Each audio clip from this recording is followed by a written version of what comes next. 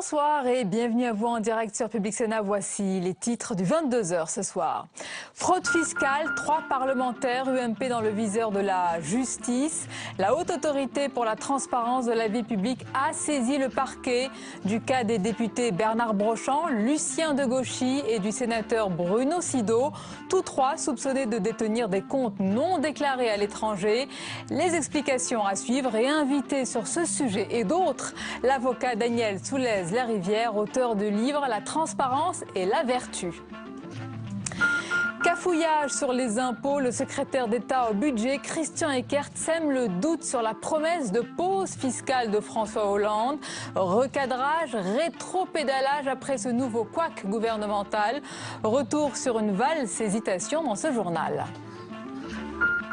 Bernard Cazeneuve interdit l'utilisation des grenades offensives dans le cadre des opérations de maintien de l'ordre. Le ministre de l'Intérieur s'est exprimé longuement sur les circonstances de la mort de Rémi Fraisse. Il a promis toute la vérité alors que des questions se posent sur le temps de réaction des gendarmes sur place. Extrait dans le tour de l'info.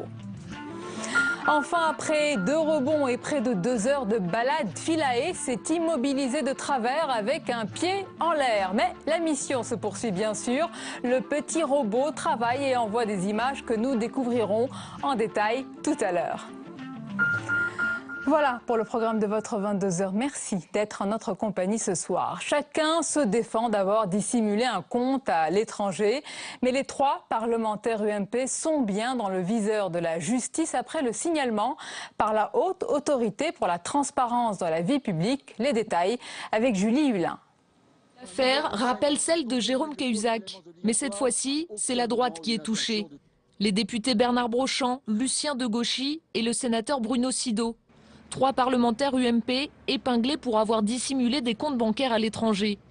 La Haute Autorité pour la transparence annonce avoir saisi le parquet de Paris qui a ouvert des enquêtes préliminaires. Le sénateur Bruno Sido a confirmé avoir détenu un compte en Suisse qu'il a régularisé en 2013. S'il est désormais en règle, il n'est pas à l'abri de poursuites judiciaires. Il s'agit d'une situation qui n'est pas une situation délinquante, qui est une situation qui aujourd'hui non seulement a été régularisée, mais dans laquelle aucune partie n'a été lésée.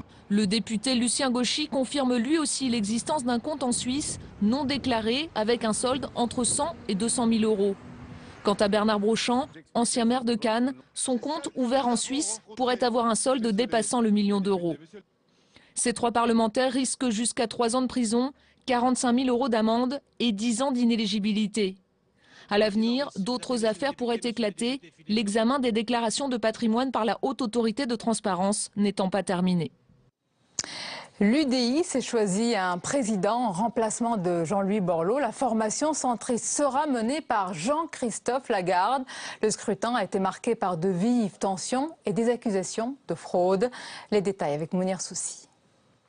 Jean-Christophe Lagarde, 10 040 voix, 53,49% des voix.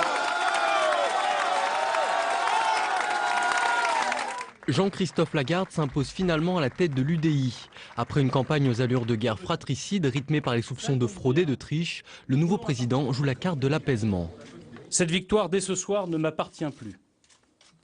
Elle est le bien commun de l'UDI, ici rassemblée, dans l'esprit de rassemblement voulu par Jean-Louis. La partager, l'offrir à toutes et à tous, quel qu'ait pu être votre choix, au premier comme au second tour. Un message spécialement adressé à Hervé Morin, son concurrent, grand absent ce soir, qui a plusieurs fois mis en doute la sincérité du scrutin. Jean-Christophe Lagarde veut croire que les plaies se refermeront vite. J'ai dit dès avant l'élection que si je perdais cette élection, je travaillerais avec Hervé Morin et je ne doute pas une seconde qu'Hervé ait le même sentiment. Un besoin d'unité essentiel si le centre veut continuer à peser dans la vie politique. J'ai confiance parce que personne n'a intérêt à jouer solo. Personne. Personne n'a intérêt à partir seul dans son coin. Il serait mort politiquement. Prochain test pour le Rassemblement, le congrès de samedi qui doit introniser le nouveau président. L'ancien candidat Jean-Christophe Fromentin a déjà dit qu'il ne participera pas. Quant à Hervé Morin, il pourrait simplement faire une très brève apparition, histoire d'assurer le service minimum.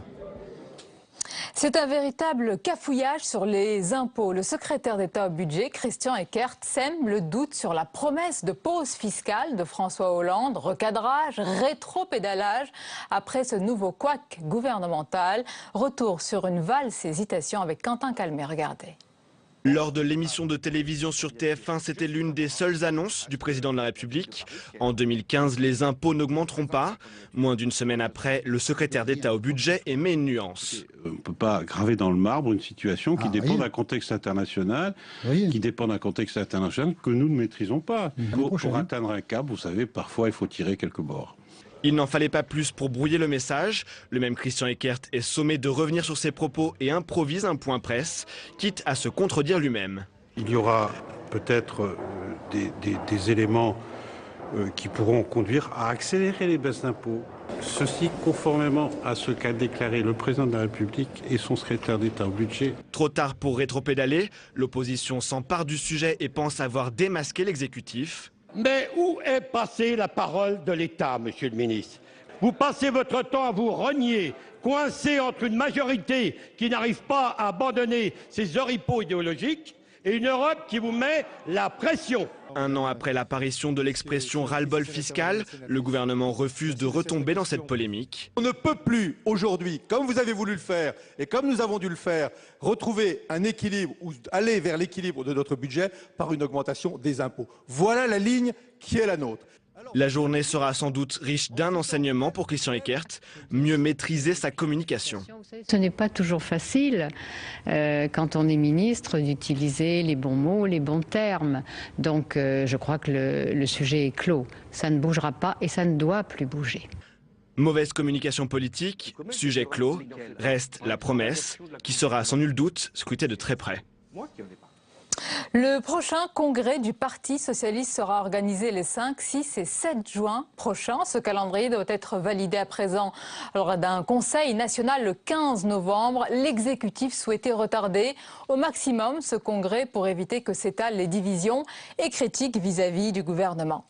Dans l'actualité également aujourd'hui, c'est une fin de non-recevoir. La droite au Sénat refuse net de participer à la mission lancée par le président de l'Assemblée nationale, Claude Barthelone, sur l'avenir de nos institutions. Ça coince et ça grince. Les explications de Jérôme Rabier. Pas question pour le groupe UMP du Sénat de plancher sur l'avenir des institutions dans un comité avec 9 députés et seulement 2 sénateurs. Une fin de non-recevoir envoyée à Claude Barthelone qui souhaite piloter cette mission qui débutera à la fin du mois. J'observe que M. Barthelone n'a pas demandé à un sénateur UMP, et nous sommes le groupe majoritaire au Sénat d'y participer. Il a monté sa mission sur les institutions en ne tenant pas compte du Sénat, du bicamérisme. C'est grave quand on veut réformer les institutions, d'oublier finalement le Sénat ou de lui donner quelques miettes. Et nous, on ne veut pas ramasser en dessous la table des miettes. Ce n'est pas la bonne méthode. Un boycott de l'UMP qui reçoit le soutien du président du Sénat, Gérard Larcher. Je ne vais pas m'exprimer, j'ai vu ce qu'a dit le président Retailleau et je le partage. Le président Au groupe PS du Sénat, on attend de voir ce que donnera cette mission. Et pour le gouvernement, c'est aux 2 assemblées de se mettre d'accord. C'est le rapport entre les 2 assemblées, c'est les rapports entre Claude Barthelone et le groupe majoritaire ici au Sénat. C'est une initiative qui est prise par le président de l'Assemblée et le Sénat accepte ou n'accepte pas les propositions qui sont faites. En tout cas, ça ne concerne pas le gouvernement. Derrière ce boycott, c'est également l'importance des 2 assemblées qui est discutée. Dans un livre récent, Claude Barthelone proposait de supprimer le Sénat dans sa forme actuelle, une sortie que beaucoup lui reprochent au Palais du Luxembourg. La suite du 22h et dans un instant, c'est l'entretien du jeudi soir avec l'avocat Daniel Soulez-Larivière. Nous parlerons de l'actualité judiciaire avec les peines de prison à perpétuité jugées conformes par la Cour européenne des droits de l'homme. À suivre aussi le regard de notre invité sur le climat politique agité en ce moment. Et c'est juste après le tour de l'info préparé par Agathe Pécastin.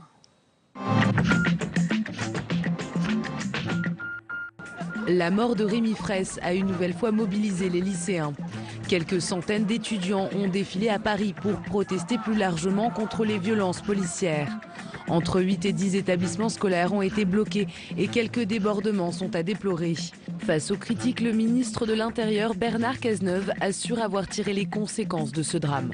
J'ai décidé d'interdire l'utilisation de ces grenades dans les opérations de maintien de l'ordre. eux aussi souhaitaient faire entendre leur voix dans les rues de Paris. Près de 8500 policiers ont manifesté à l'appel du syndicat Alliance Police Nationale. Objectif, dénoncer leurs conditions de travail. À l'heure où les forces de l'ordre sont vivement critiquées après la mort de Rémi Fraisse, la profession se montre solidaire. On a énormément de collègues qui sont en burn-out. On a quand même malheureusement 48 suicides à ce jour. Le premier djihadiste français rentré de Syrie a été condamné cet après-midi à Paris. 7 ans de prison ferme pour avoir rejoint un groupe de combattants pour faire le djihad. Une lourde peine requise par le procureur de la République. Le principal suspect dans l'attentat de la rue Copernic pourrait être extradé vers la France. 34 ans après les faits, la Cour suprême du Canada a refusé de se saisir du dossier, laissant le champ libre à la justice française. Hassan Diab est soupçonné d'avoir abandonné la moto à l'origine de l'explosion survenue près de la synagogue parisienne en octobre 1980. L'attentat avait causé la mort de 4 personnes. Philae est déjà au travail et ce malgré une situation très instable. Le robot est bien arrivé sur la comète à quelques 500 millions de kilomètres de la Terre. Mal ancré sur la surface, Philae poursuit tout de même sa mission. Muni de caméras, de sondes et de microscopes, il devra collecter un maximum de données permettant peut-être de découvrir les origines de la vie sur Terre.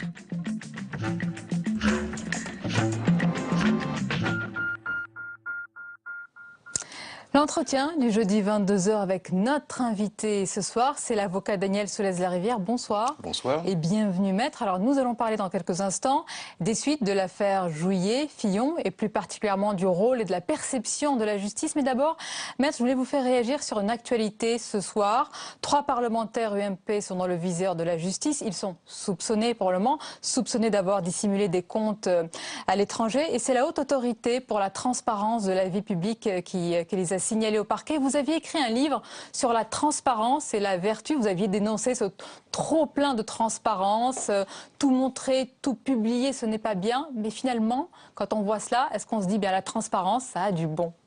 Oui. Alors, ce qu'il faut voir, c'est que le dispositif qui a été mis en place après l'affaire Cahuzac par le gouvernement comportait des facettes qui étaient assez diverses, dont certaines qui étaient un peu inutiles. Par exemple, vouloir réformer le Conseil supérieur de la magistrature à cette occasion-là, on ne voyait pas très bien pourquoi. Créer le parquet national, c'est très discuté parmi les professionnels. Pourquoi? Ça complique beaucoup les choses et peut-être, enfin, on va voir à l'usage, mais c'était très discuté. La haute autorité dirigée par M. Nadal, semble-t-il, fonctionne. Bon, c'est un bon point. Alors ça fonctionne, effectivement, la collaboration avec l'administration fiscale semble fonctionner. Maintenant pour le reste, moi j'ai rien à dire parce que je suis avocat, donc je suis avocat défenseur. Bon, les procureurs seront certainement très nombreux et moi je leur laisse volontiers la place. Et puis il faut voir aussi le développement d'une affaire et comment elle se juge finalement, si elle doit être jugée. Mais revenons à la notion de secret. Que reste-t-il finalement du secret? Vous dites il faut un savant mélange, équilibre entre le secret et la transparence. Par exemple, une autre affaire.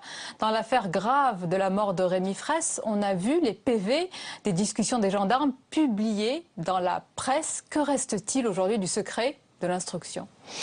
Il n'y a pas grand-chose qui reste de cela, et d'autant plus que les moyens modernes permettent d'intercepter presque tout, et donc c'est vrai qu'on peut se plaindre de ce que on n'est pas sur la place publique dit tout de suite ce qui était probablement su déjà, mais d'un autre côté, il faut voir aussi que quand vous êtes responsable politique, avant d'arriver, ou quand vous êtes procureur, avant d'arriver à dire quelque chose, il faut que ça soit étayé.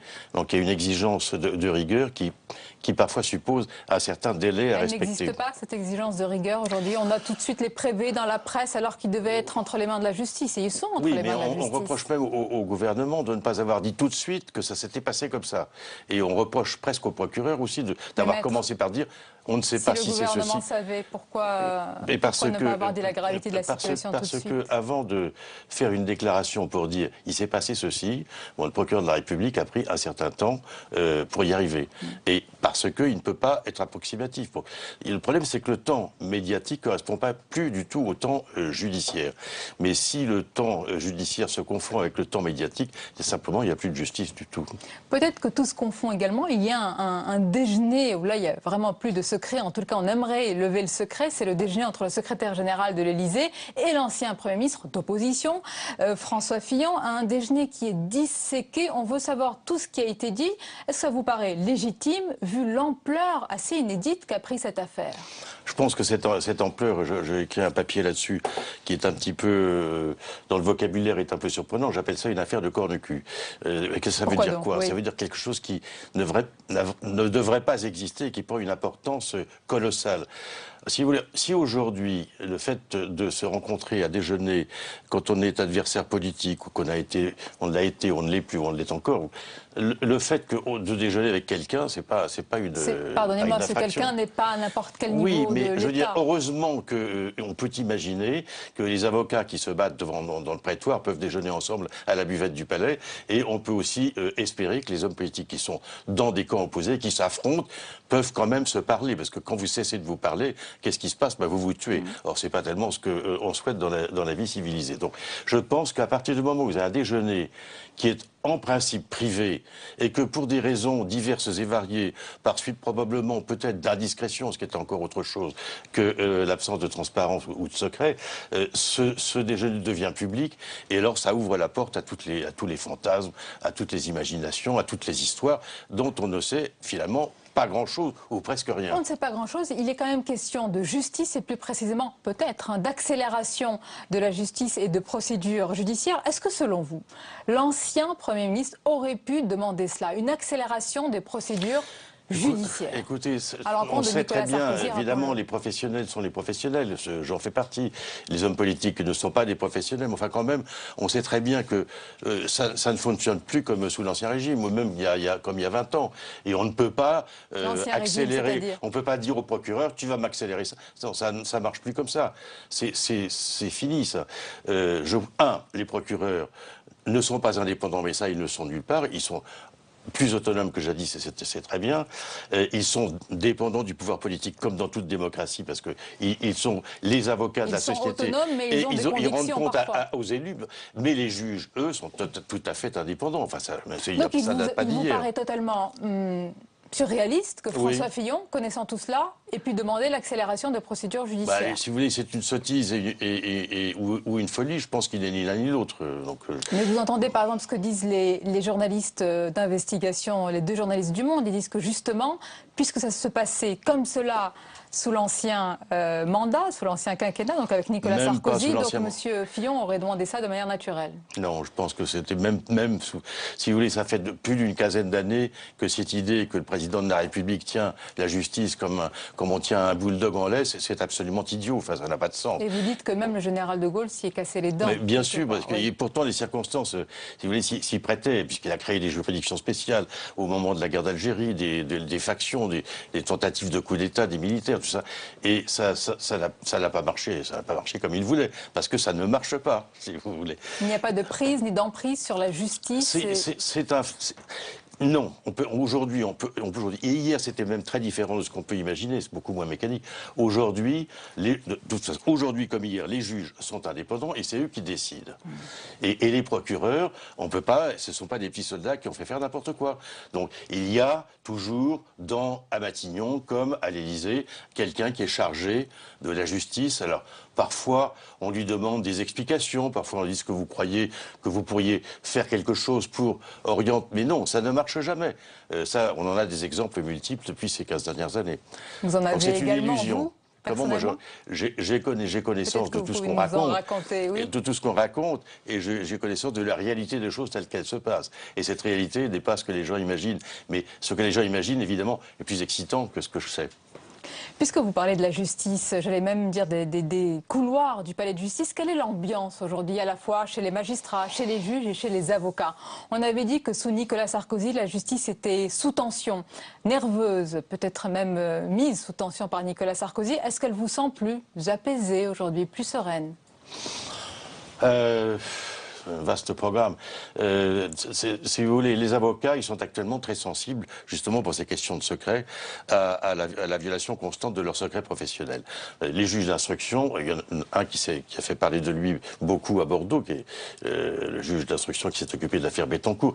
Il est allé à Douai. Bon, la première chose qu'il fait, c'est d'aller perquisitionner chez le bâtonnier pour aller chercher quelque chose qui, d'après ce qu'on lit dans les journaux, évidemment c'est toujours soumis à inventaire, n'a pas beaucoup de sens. Mais alors, vous dites que les simplement, juges sont indépendants, maître. Ça devient une espèce de situation naturelle maintenant pour un certain nombre de juges d'instruction qui consiste à... On n'est jamais mieux servi que chez les avocats, puisque c'est eux qui reçoivent les confidences de leurs clients. Alors allons-y, perquisitionnons, saisissons, et puis et tout ça pour, comme on l'a vu ce matin, pour rien du tout. Ils outrepassent leur pouvoir, clairement. Oui, ils vont trop loin, pour vous? Je pense Il y a une surpuissance des juges aujourd'hui? Non, je pense que le juge d'instruction, en tant que tel, est une fonction qui n'est pas viable. Pourquoi? Parce qu'elle cumule... C'est comme sur un jeu d'échecs. Si vous avez la dame sur le cavalier fait certains mouvements, la dame fait tous les mouvements, avec le cavalier elle le fait encore plus, il n'y a plus de jeu d'échecs. Bon. Et le juge d'instruction, il est à la fois investigateur et juge. Et ce sont deux fonctions, on le sait depuis longtemps, ça fait depuis 49 qu'on en discute, qui ne sont pas compatibles. Ça n'existe nulle part ailleurs. Et tout d'un coup, c'est vrai qu'il y a des esprits qui sont très sensibilisés et échauffés par ce pouvoir et qui l'utilisent avec, on l'avait déjà dit ici, un manque de respect, de l'hubris. C'est ce qu'on appelle l'hubris, c'est-à-dire la mesure. Prérogative de manière très virulente. Voilà. Vous savez, les militaires, j'en ai connu dans mes affaires professionnelles, ils ont un réflexe très profondément vissé dans leur culture, c'est la proportionnalité de leurs actes. Ils emploient des armes terribles, des armes létales, et dans leur culture, quand on leur demande quelque chose, il faut que ça soit proportionné. Bon. Et je crains qu'un certain nombre de juges d'instruction, du fait de cette fonction paradoxale, qui est à la fois demi-juge, demi-chasseur, comme disait Balintère, Salomon et Maigret, eh bien, ça emporte parfois un certain bon sens qui serait nécessaire et une sérénité qui n'existe plus suffisamment. Ah, donc c'est la réponse à ma question. La sérénité n'existe plus vraiment. Une dernière question sur l'affaire Jouillet-Fillon et ses conséquences. Cette affaire révèle quand même beaucoup de choses à la fois sur l'investigation, les méthodes des journalistes, les rapports également avec le politique, le sommet de l'État et la justice aussi, on vient d'en parler. Est-ce que c'est pas un formidable concentré, j'allais dire, de tous les pouvoirs qui s'entremêlent, cette affaire ? C'est surtout un concentré d'ânerie, parce que oui, c'est ça ce qu'on appelle une affaire de corne-cul.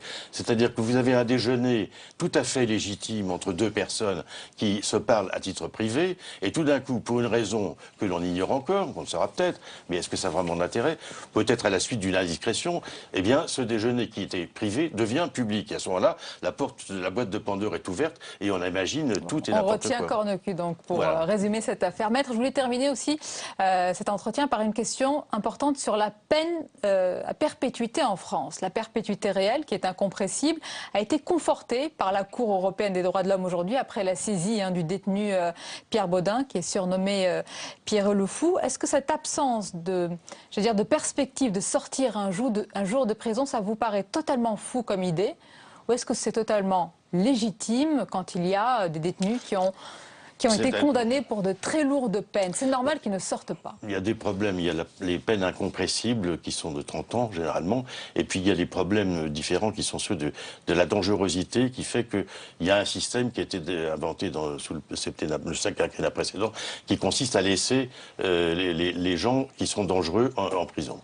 C'est un vrai problème. La Cour de Strasbourg nous a renvoyés à notre culture nationale. Bon. Ça, c'est une chose. Mais j'ai trouvé plus inquiétant l'autre événement judiciaire qui est la fin de la prescription criminelle de 10 ans.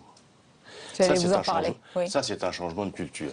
Et la prescription, c'est quelque chose qui a été inventé pour, en réalité, la paix civile. La justice, elle est aussi conditionnée par cette nécessité. Elle est là pour ça. Et on a considéré, nos ancêtres, que sans prescription, la paix civile pouvait être affectée. par cause de dépérissement des preuves, pour cause du fait que... Donc attention, il ne faut pas moment toucher à cela. On joue aux apprentis sorciers quand on touche à des... Je pense que ces deux affaires sont inquiétantes et celle de la prescription l'est tout autant, si ce n'est davantage. Alors maître, comme tous les jeudis, on fait réagir notre invité pour cet entretien à une semaine d'actualité qui est croquée par notre dessinateur. Je vais vous laisser la regarder, puis vous allez choisir un dessin qu'on va commenter ensemble. Regardez, c'est la semaine d'Hervé Baudry.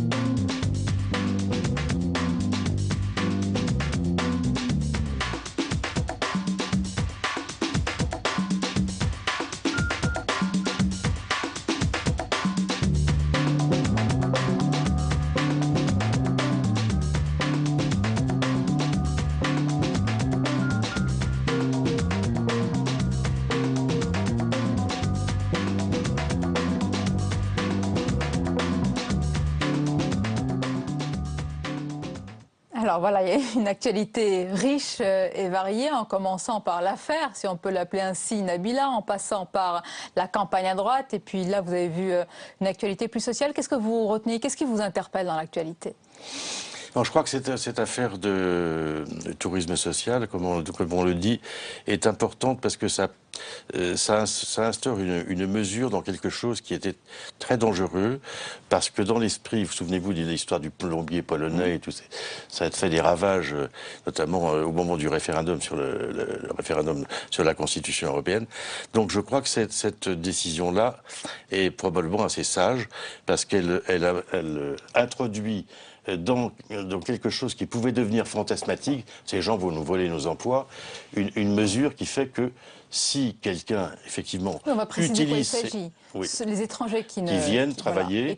Qui viennent dans un pays de la communauté pour bénéficier des aides sociales simplement, voilà. Eh ben, elles ne sont pas versées, ces aides. Alors cette décision-là, à mon avis, introduit un principe de réalité qui peut aider à faire en sorte que l'on accepte la libre circulation des travailleurs. Principe de réalité, maître, mais certains disent, mais où est passé le principe de solidarité? Pardonnez-moi, mais cette mesure, elle a été largement applaudie par le Front National en France. Oui, je pense qu'à partir du moment où quelqu'un fait un détournement de la loi, c'est-à-dire ne cherche pas à circuler pour travailler dans des conditions qui peuvent être beaucoup plus avantageuses que si on fait travailler quelqu'un de national. Bon, à partir du moment où on introduit l'idée que c'est pas pour travailler, mais c'est pour une sorte d'abus de droit, ça n'a rien à voir avec la solidarité. Je pense que c'est une décision sage qui peut aider à sauver, si vous voulez, cette idée de libre circulation qui est très importante pour l'Europe. Et c'est donc le principe de réalité qui prime. Merci beaucoup, maître. Merci, Daniel Solès-Larivière, d'avoir été notre invité. Je précise le titre de votre livre, L'affaire tue et la transparence. Juste une question. Pour vous, est-ce qu'il y a une limite à la transparence? Est-ce qu'il y a un curseur? Qu'est-ce qu'il ne faut pas montrer? Qu'est-ce qu'il ne faut pas dire, par exemple, en tant qu'avocat, si vous aviez une règle dans ce domaine? Eh bien, d'abord, il y a une règle simple, l'accès aux archives, il n'est pas immédiat dans aucun pays. Bon, déjà, on comprend. Déjà, on comprend aussi que la justice, il y a un moment où elle doit être publique, puis il y a un moment où elle ne peut pas être publique. Une règle plus personnelle, peut-être, que vous appliquez dans ce domaine-là? Non, c'est une pratique, bien sûr, que j'essaie de respecter. Ne jamais rien dire sur, évidemment, vos clients, je suppose, le secret qui est respecté Oui, sauf quand si je suis écouté au téléphone, ce qui peut arriver, ce qui est arrivé. Ce qui est déjà arrivé? Oui. Bon, voilà, je crois que là, il y a aussi un concept que je n'ai pas développé suffisamment, peut-être, c'est entre le secret et la transparence, il y a la discrétion, comme me disait un de mes vieux amis d'enfance diplomate. Et là, je crois que l'histoire Fillon-Juillet, c'est un problème qui a à voir avec la discrétion. On va finir sur l'éloge de la discrétion. Merci beaucoup, maître Solès-Larivière, d'avoir été notre invité. Merci à vous. Merci plus généralement de votre fidélité. À bientôt. Belle et douce nuit à vous, bien sûr.